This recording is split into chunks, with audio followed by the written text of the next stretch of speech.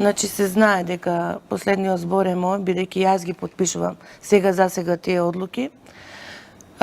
И точно е тоа дека сум поборник за што помалку да трае притворот, доколку се оправдани, има оправдани околности за други мерки. Но овој случај само е оправдано дека може да лицата бидат во куќен притвор. Тоа не значи дека не се во притвор.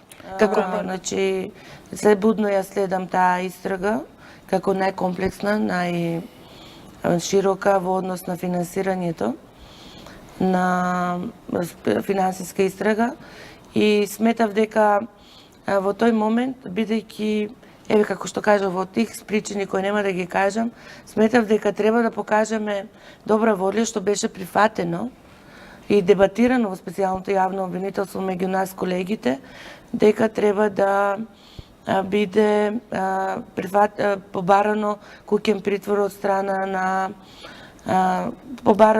на судот. Тоа можеше судот да не го прифати. Можеше да останат луѓето во притвор. Тоа беше наша соработка на еден начин со обвинетите или осомничените во предметите за кои беше определен. Што се водевте во проценката дека е доволен куќен притвор? По проценката беше, бидејќи сите кога беа сослушани, и нивните адвокати уверуваа дека нема да побегнат. Додадоа некои гаранции, кои искази кои не се многу важни во истрагите и тука би застанало.